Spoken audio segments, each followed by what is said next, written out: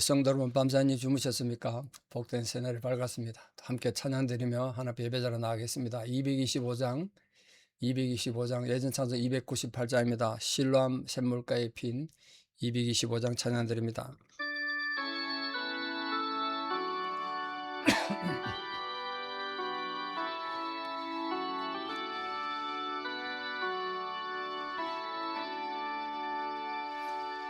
실로암 샘물가에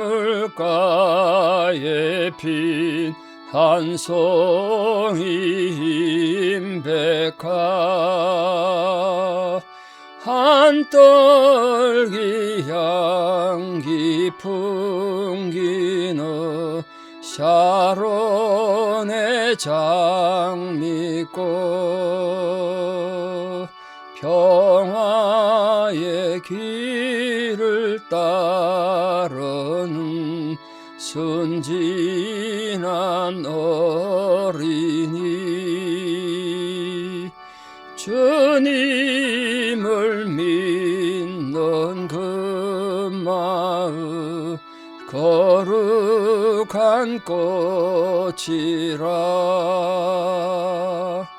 잔소리 매운 바람이 휘몰아쳐며 저고운 백합 장미도 시들 때 있으리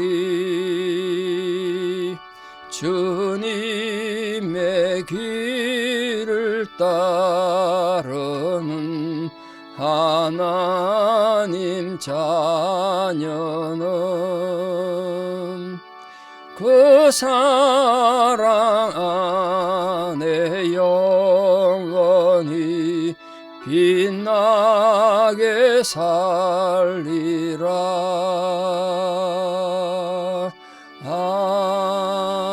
아멘. 사도신경으로 우리 신앙을 고백드립니다. 나는 전능하신 아버지 하나님 천지의 창조주를 믿습니다. 나는 그의 유일하신 아들 우리 주 예수 그리스도를 믿습니다. 그는 성령으로 잉태되어 동정녀 마리아에게서 나시고 본디오 빌라도에게 고난을 받아 십자가에 못 박혀 죽으시고 장사된 지 사흘 만에 죽은 자 가운데서 다시 살아나셨으며 하늘에 오르시어 전능하신 아버지 하나님 우편에 앉아 계시다가 거기로부터 살아있는 자와 죽은 자를 심판하러 오십니다. 나는 성령을 믿으며 거룩한 공교회와 성도의 교제와 죄를 용서받는 것과 몸의 부활과 영생을 믿습니다. 아멘. 2026년 6월 4일 목요일 새벽입니다. 하나님 주신 말씀 요한복음 10장 1절에서 6절입니다. 요한복음 10장 1절에서 6절 봉독에 올립니다. 내가 진실로 진실로 너에게 이르노니 문을 통하여 양의 우리에 들어가지 아니하고 다른 데로 넘어가는 자는 절도며 강도요 문으로 들어가는 이는 양의 목자라. 문지기는 그를 위하여 문을 열고 양은 그의 음성을 듣나니 그가 자기 양의 이름을 각각 불러 인도하여 내느니라. 자기 양을 다 내놓은 후에 앞서가면 양들이 그의 음성을 아는 거로 따라오되 타인의 음성은 알지 못하는 거로 타인을 따르지 아니하고 도리어 도망하느니라. 예수께서 이 비유로 그들에게 말씀하셨으나 그들은 그가 하신 말씀이 무엇인지 알지 못하니라. 아멘. 이 요한복음 10장에 나오는 굉장히 중요한 비유죠. 선한 목자 비유. 근데 공간복음서에는 나오지 않는 겁니다만, 공간복음서에 비슷한 비유가 이제 잃어버린 양을 찾는 목자의 비유가 있습니다. 한쪽은 목장에서 양을 잘 키우는 목자, 선한 목자, 한쪽은 잃어버린 양 찾아 들판을 다니는 목자, 그런 비유가 있죠. 근데 잃어버린 양의 비유에 나오는 선한 목자 비유, 이 다 둘 다 뭐 양을 사랑하는 목자의 의미를 보여주고 있지 않습니까? 극진히 양을 사랑하는 모습이죠.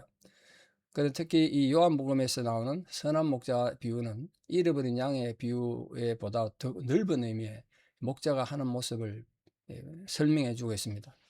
그 양에 대한 대단한 관심을 가지고 양을 치고 또 그래서 그게 결국 예수 그리스도 또는 하나님과 그의 백성된 우리들과의 관계를 어, 비유적으로 드러내주고 있다 생각합니다. 주님께서는 우리 목자 되셔서 우리를 참 생명의 길로 인도해 주시고 참 목자죠. 또 우리들에게 풍성한 생명의 꼴을 먹이시기 위해서 스스럼 없이 나중에 목숨도 버리실 것이고 세상 끝날까지 당신의 백성들을 보호하실 것입니다. 그게 선한 목자의 마지막 모습이 아닌가 싶습니다. 오늘 1절에서 6절 뭐 내용은 어려운 거 아닌데 사실은 좀 더 깊이 들어가면 이게 뭐지라는 좀 애매한 해석들이 있을 수 있습니다. 여기 특히 여러 가지 용어가 나오는데 양의 우리는 뭘까요? 그 문은 뭔가? 양의 목자가 있는데 또 문지기도 있다. 그 문지기와 목자는 다른 종류잖아요. 그럼 각각 누구냐? 양은 또 누구냐? 이게 뭐 단순한 것 같은데 해석하기가 참 단순히 쉬운 건 아닌 것 같아요. 왜냐하면 예수님께서 이 비유를 설명하시면서 그 이에 7절에 보시면 나는 양의 문이다 이렇게 지금 말하고 있고 또 선한 목자다 이런 말씀하셨어요. 이게 좀 힘든 거예요. 그 양의 문과 선한 목자라는 것은 예수님의 각기 다른 사역을 또 다른 속성을 드러낸 것이라고 이해하면 뭐 다른 데 나오는 용어도 봐도 좀 포괄적 의미가 있죠. 양의 문, 내가 양의 문이다. 나는 선한 목자다. 무슨 양은 뭐 성도를 가리킨다, 우리를 가리킨다. 그거는 쉬울 겐데 그 양의 우리가 뭘까요? 우리.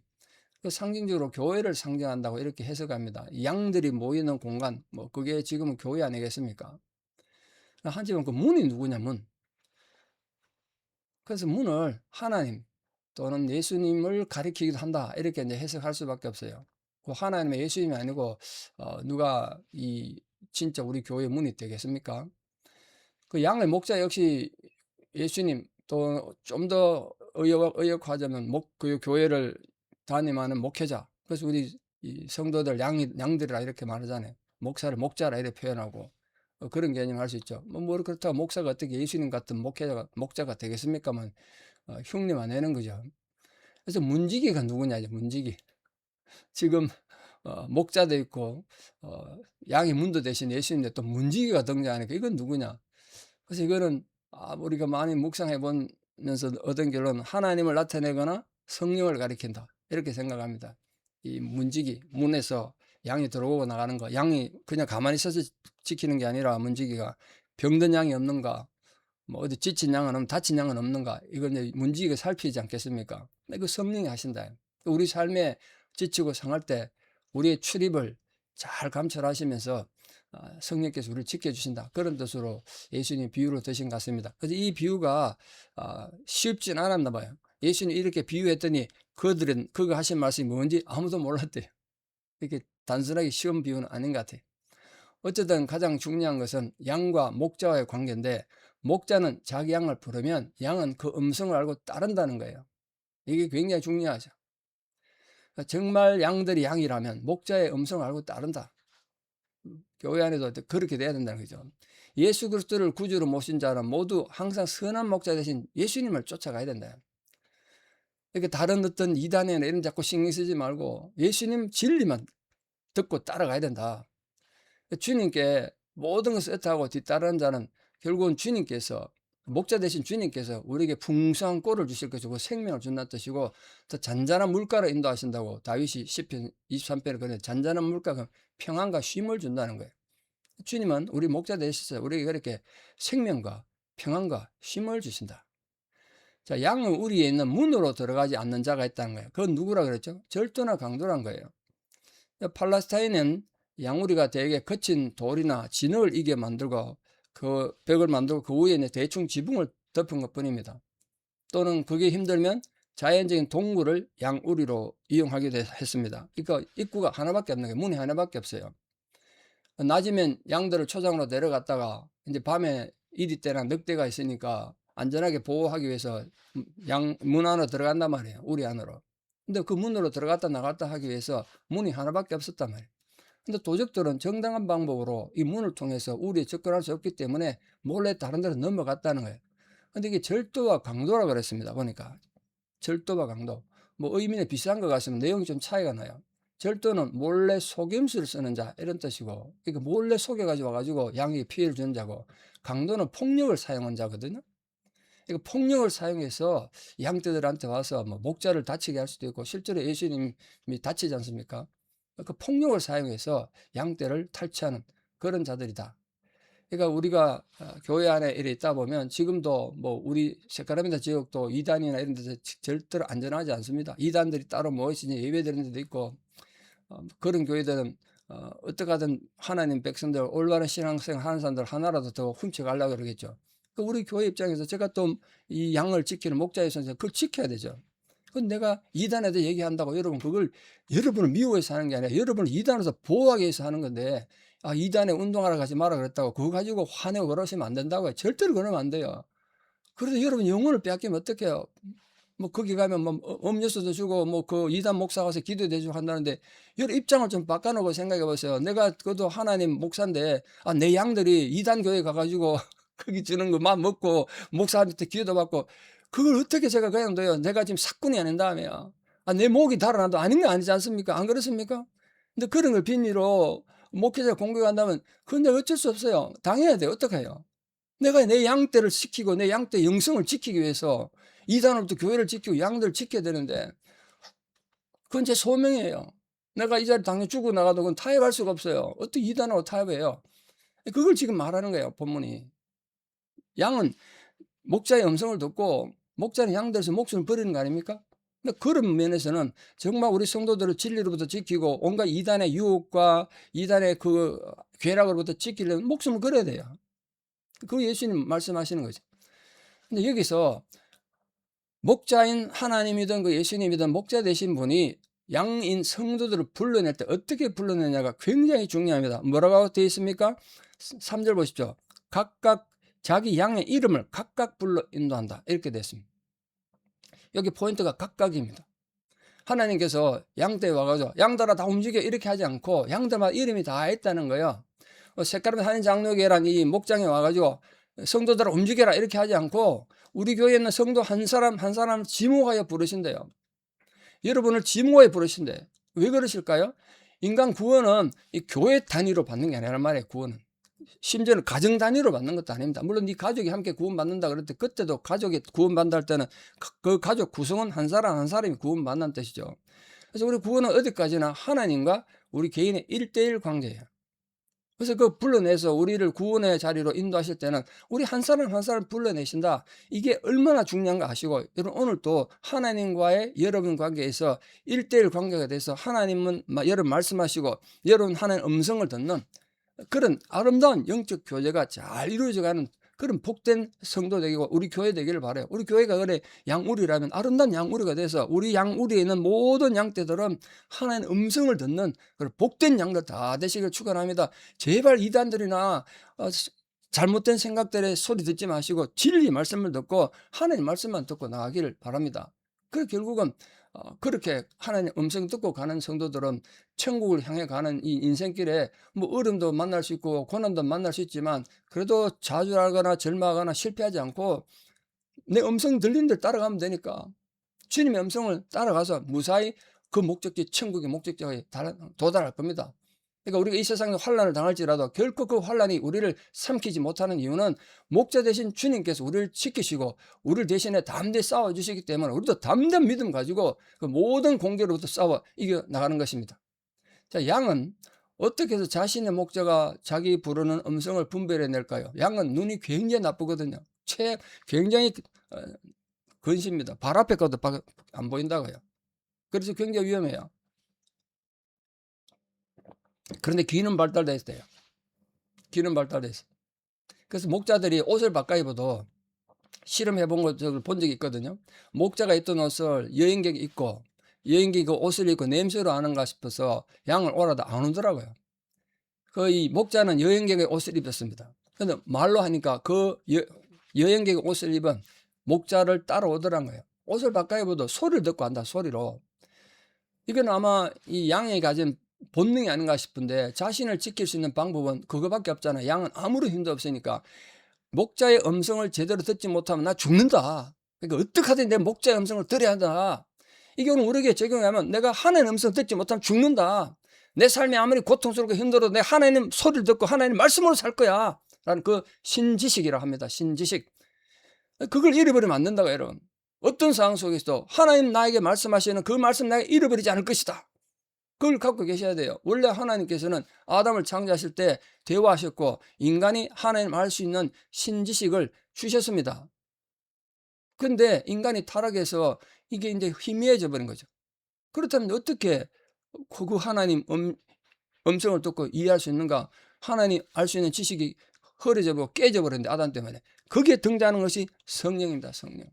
성령께서 우리 막혀진 영적 길을 열어주실 때 우리가 주님의 음성을 듣게 되는 거고 그것도 회개도 하게 되고 의의 길로 가는 겁니다. 그러므로 우리 사람 모든 성도님들 결국 세상에 익숙한 유혹의 소리에 마음 뺏기지 말고 뭐 달콤한 이단의 음성에 절대로 마음 뺏기지 말고 여러분 이단에 있는 사람들과 친분 관계가 그렇더라도 그것 때문에 그렇게 이단교에 함부로 가거나 그러지 않기를 제발 부탁드립니다. 그게 아주 우습게 생각하다가 교회 전체가 시험 들어요. 정말 당부합니다. 제발 목자의 음성을 들으시고 아닌 게 아닌 거지 않습니까? 아무리 그래도 어떻게 제가 이단하고 타협을 하겠어요. 제발 여러분 제 입장을 좀 생각해 주시고 제가 여러분 성도들 미웃고 막 이래서 그랬겠습니까? 우리 교회를 지키고 성도들의 영성을 지키기 위해서 하는 소리라면 여러분 들으셔야죠. 여러분 양이라면 목자의 음성을 제발 좀 들어주십시오. 그래서 그런 엉뚱한 데 가지 않도록 오늘도 성령께서 하나님 말씀이 내 귀에 들리도록 진리의 말씀이 내 귀에 들리도록 우리 양심 속에서 작동해 주시고 우리 심령 속에서 작동해 주시고 우리 귀에서 작동해 주셔서 오늘도 우리가 목자 우리 참된 목자 대신 예수 그리스도의 음성을 듣고 진리로 인도받아 영원한 천국에 이르는 복된 성도들 다 되시기를 우리 주 예수 그리스도 이름으로 축원합니다. 기도드리겠습니다. 아버지 하나님, 오늘도 하나님께서 양의 목자 되신 주님의 말씀으로 우리가 하나님 앞에 양된 존재라는 것을 깨우쳐 주셨습니다. 그렇습니다. 하나님, 저희들은 참으로 무지몽매한 양들입니다. 다 양 같아서 그릇되게 행하였다고 하나님이 한탄하셨던 바로 그 양들입니다.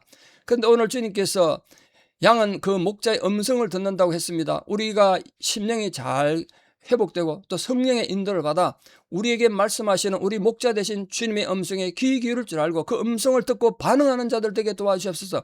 그 음성에 반응하여 진리로 인도되고 결코 사망이나 엄청난 골짜기로 인도되지 않도록 우리 성도 한 사람 한 사람을 지켜주시옵소서. 특별히 오늘 하나님께서 양 한 명의 이름을 따로 특별히 부른다고 말씀하셨습니다.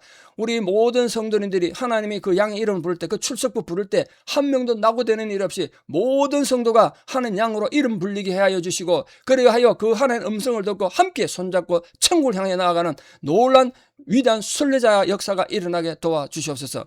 이제는 우리 주 예수 그리스도의 은혜와 하나님 아버지의 만극하신 사랑과 성령님의 위로 교통 역사하심이 오늘도 주님 앞에 내 이름을 부르는 양의 목소리를 듣고 내가 참된 양이 되어 주님 따르기를 결단하는 참된 양 대신 우리 주 참된 양으로서 살아가기를 소망하는 우리 모든 성도들 신앙의 고백 후에 이제부터 영원토록 함께 하시옵기를 간절히 축원하옵나이다. 아멘.